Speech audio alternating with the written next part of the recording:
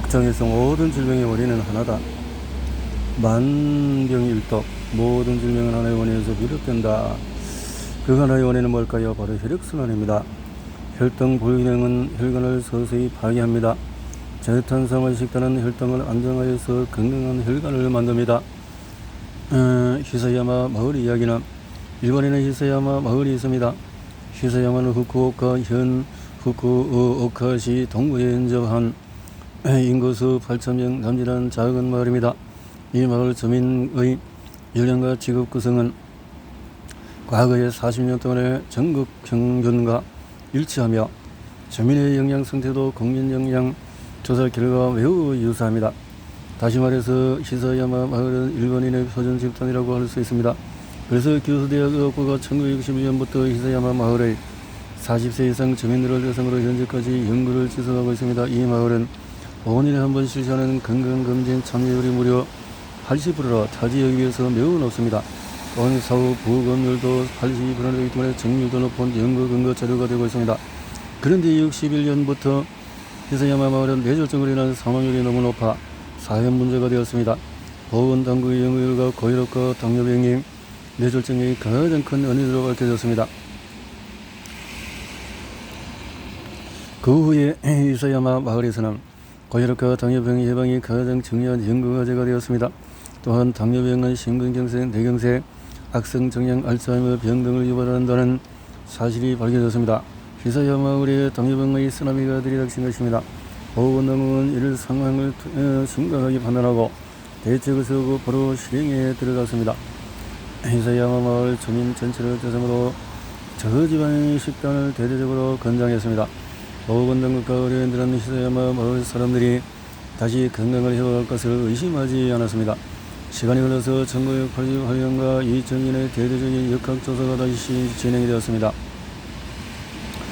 40에서 79세 마을 주민의 80%를 대상으로 당뇨병 유병률 조사가 이루어졌습니다.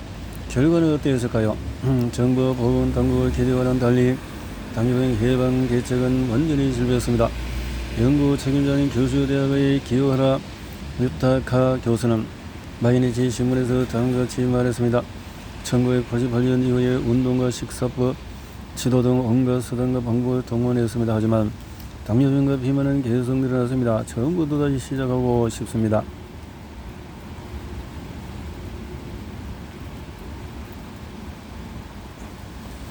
수십 년 동안의 노력에도 불구하고 당뇨병 진단을 받은 사람은 남성이 15.0에서 23.6, 여성은 9.9에서 13.4로 증가했습니다.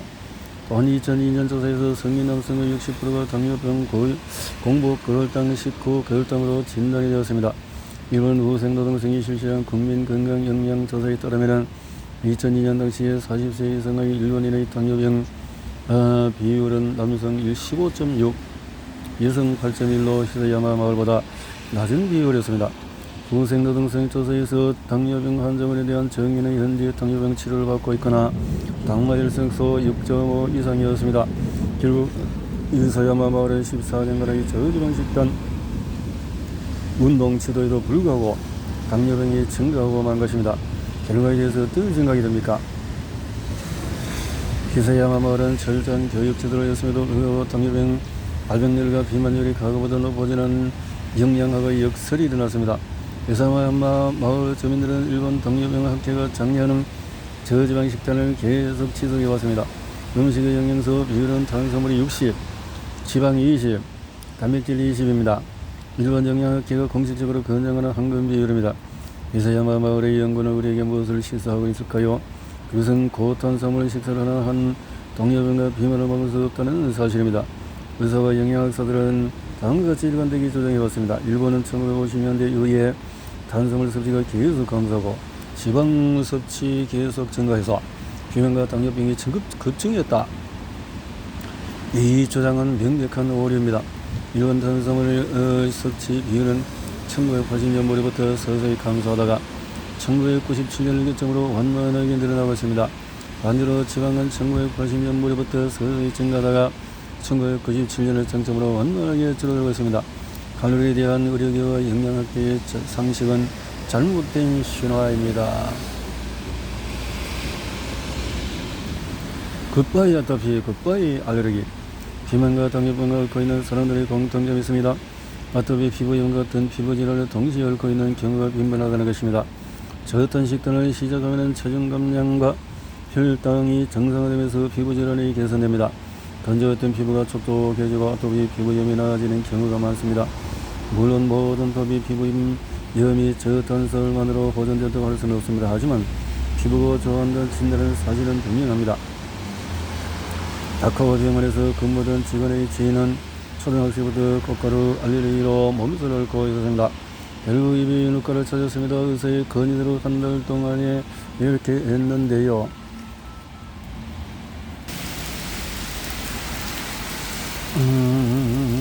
놀라운 변화가 왔습니다. H는 더 이상 약물이 필요 없게 되었습니다. H는 지금도 저탄 식단을 지속하고 있으나 알레르기 증상을 제거하지 않고 있습니다. 알레르기와 피부질환의 보호는 당연히 개인차가 있습니다. 100% 보존되는 사람도 있지만 그다지 효과를 보지 못하는 경우도 있습니다. 개인적인 차이는 저탄을 지속하는 기간과 몰입이 달려있다고 생각합니다. 그렇게 하면 4,000년간 생고기와 생선을 주식으로 저탄 식단을 해왔습니다. 그리고 알레르기 같은 자가면역 질환의 이름을 모르고 살아왔습니다.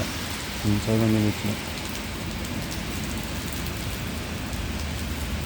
소아자폐증과 ADHD 식단으로 치료할 수가 있다. 엄마를 어린 사랑스러운 어린 아들과 행복한 시간을 보내고 있었습니다. 그러나 어린 아들은 알 수 없는 정기적인 발작 증상을 보였습니다. 병원에서는 뇌전증 판정을 내렸습니다. 그녀는 아들의 뇌전증 치료를 위해서 병원에서 일러준 처방대로 지극정성으로 간호를 했습니다. 하지만 가족의 노력에도 불구하고 아들의 상태는 점점 악화했고 약물 부작용으로 인해서 끊임없이 고통을 받았습니다. 점점 절망의 나락으로 빠져들어갔습니다. 어친데 겹친 격으로 어려운 적응력 문제가 생겼습니다. 가정되는 치료의 부담으로 남편과의 갈등마저 불거졌습니다. 최악의 상황이었죠. 결국 그러지는 약물 치료를 포기하고 최종적으로 뇌수술을 건의했습니다. 하지만 뇌수술의 성공 여부는 미지수였고 심각한 수술 후유증을 예고하고 있었습니다. 그녀는 오랜 고민 끝에 수술을 거부하기로 합니다. 그녀는 홀로 도서관을 찾았습니다. 각종 의학 관련 서적과 논문을 파헤치며 스스로 뇌전증 치료를 연구했습니다. 그리고 놀라운 발견을 하게 됩니다. 뇌전증 치료를 식단으로 할 수 있음을 알게 됩니다. 그녀는 어린 아이들에게 약물이 아닌 새로운 식단 실험을 시작합니다. 결국 사랑하는 아들은 점차 건강을 회복하고 완치합니다. 아들을 위해서. 이 영화의 줄거리입니다. 영화는 실화입니다. 아들의 건강을 회복시킨 식단은 뭘까요? 바로 케토식이요법입니다. 그래서 난치성, 소아, 뇌전증, 간이나 일반적으로 뇌전 치료를 해도 경련과 발작이 쉽게 가라앉지 않는데 난치성, 소아, 뇌전증은 케톤식이요법으로 치료가 가능합니다. 케톤식이요법은 초섭취 칼로리가 75에서 80%를 지방으로 섭취하는 방법인데 미국과 유럽에는 이미 1920년부터 난치성 간질의 치료법으로 이용해왔으며 효과도 확실히 증명되었습니다.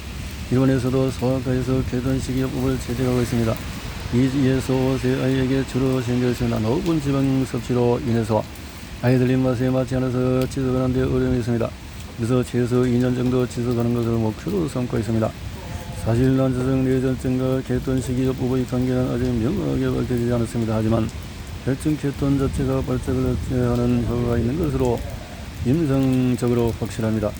발작을 억제할 뿐만 아니라 무기력하던 아이에게 활기를 찾아줍니다. 특히 주의를 결핍, 과잉 행동 장애를 보이던 아이가 차분해지는 행동 문제를 개선할 수 있는 것도 케톤식이요법입니다.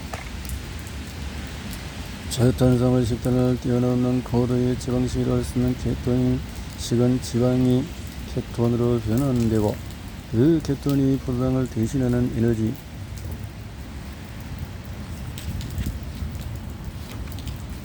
원으로 이용된다는 점을 활용한 것입니다.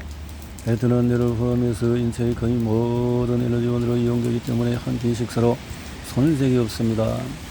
지방 에너지 케톤은 충분히 이용되고 있는 것입니다. 뇌는 에너지원으로 포도당밖에 이용하지 못한 데는 기존의 명제는 분명히 틀렸음을 강조하고 싶습니다. 저탄수화물 식단은 에너지원으로서 포도당과 케톤을 모두 이용하지만 케톤을 우선으로 사용한다는 점에서 케톤식이요법과 일맥상통합니다.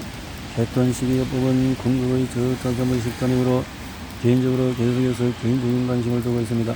참고로 셔프 저탄수화물 식단은 전체 음식물에서 지방 섭취의 50에서 60%, 혈전 식이요법은 70에서 75%입니다. 혈전 식이요법과 저탄수화물 식단을 할 때 혈전 수치가 높아지는 것은 어디까지나 생리적인 현상으로 아무런 문제가 되지 않습니다. 오랫동안 논란의 중심에 있었던 혈전 식이요법에 대해 드디어 시소식이 발표되었습니다. 그래서 영국국가 의료기술 평가에서 혈전 식이요법이 난지름 소관절 치료법으로 채택되었다는 소식을 일면 기사로 전했습니다. 혈전 식이요법에 대한 인정은 곧 저탄수화물 식단의 안전성을 널리 인정하는 것입니다. 더없이 기쁜 일입니다. 그래서 의학건강학설지 코크란 도서관에서 이런 것이 채택이 되었다. 치매는 제3의 당뇨병이다. 세상에서 가장 슬픈 병이 바로 치매입니다. 치매는 인간이 짓기 할 최선의 전능을 잃어버리게 됩니다. 치매의 근본 원인은 무엇일까요? 치매를 가진 경우 원인은 너무나 많습니다. 하지만 전문가들이 알츠하이머 같은 치매의 원인에 대해서 합의하는 공통 분모가 있습니다. 바로 혈당이나 후유나 알츠하이머 같은 치매에 걸리기 쉽다는 사실입니다. 이에 관해서 수많은 연구가 진행되어 왔습니다. 당뇨병 환자의 높은 인슐린 상태로 고인슐린 혈중인 경우가 대부분입니다. 고인슐린 혈중은 혈액 내에서 높은 인슐린 상태가 지속되는 경우를 말합니다. 상태가 지속되면 당뇨병과 동맥경화와 같은 질병이 발생합니다. 과학적인 연구들은 고인슐린 혈중이 알츠하이머 병을 유발하며 당뇨병 환자는 치매에 걸릴 확률이 높다는 것을 밝혀내었습니다. 고혈당과 알츠하이머의 연관성을 밝힌 데 몇 가지 연구를 소개합니다. 교수대학 기와다 유타카 교수팀의 휴세야마 마을 연구, 치매가 없는 65세 이상 826명을 15년간 추적 조사했는데 결과로 당뇨병과 당뇨 전등기에 있는 사람은 알츠하이머 발병 위험이 4.6배나 높은 것으로 조사되었다. 노페르담 연구에서는 혈당이 높은 고령의 환자는 혈당이 정상인 사람에서 뇌혈관성 치매가 발병할 위험이 2배, 알츠하이머 발병한 1.9배 높은 것으로 나타났습니다. 다른 인슐린 주사 치료를 받는 당뇨병 환자는 발병 위험이 무려 4.3배나 높았습니다. 조인선 박사팀의 연구에서는 알츠하이머 환자의 80%는 제2 당뇨를 앓고 있거나 인슐린 저항성을 갖고 있었습니다. 오비 신문에서도 당뇨 환자의 50% 이상에서 알츠하이머 초기 증상이 보는 것으로 밝혀졌습니다. 오베디아 요코노 고이치 교수의 연구에서 간에 존재하는 인슐린 분해 효소는 혈액 속에 있는 베타-아밀로이드 단계질을 분해하는 것으로 알려져 있습니다. 베타-아밀로이드는 알츠하이머 유발과 밀접한 관계가 있는 물질입니다. 그런데 높은 인슐린 상태에 있는 고인슐린 혈증은 베타-아밀로이드 분해 효소를 방해하는 것으로 밝혀졌습니다. 고인슐린 혈증은 알츠하이머 위험을 높이는 것으로 밝혀졌습니다. 이 연구 결과를 보면 고혈당과 알츠하이머는 정밀의 관계가 있는 것을 알 수 있습니다. 인슐린을 투여받는 당뇨병 환자는 치매의 발병 위험이 높은 것으로 판단됩니다. 또한 노트르담 연구와 고대의 연구를 살펴보면 일적으로 인슐린을 투여받거나 고인슐린 혈증을 앓고 있는 환자는 베타-아밀로이드가 뇌세포에서 알츠하이머 위험이 증가함을 알 수 있습니다. 노트르담 연구를 다시 살펴봅니다. 혈당이 높은 고령자는 뇌혈관성 치매와 알츠하이머의 위험도가 2배이며 두 가지 유형의 치매가 동시에 다발에 발병하기가 쉽습니다. 또한 인슐린 주사를 투여받는 환자의 위험도 정상인보다 4.3배이며 인슐린 분해 효소가 치매의 제3 당뇨병이라고 볼 수가 있습니다. 제3 당뇨병이다. 제3의 당뇨병이다.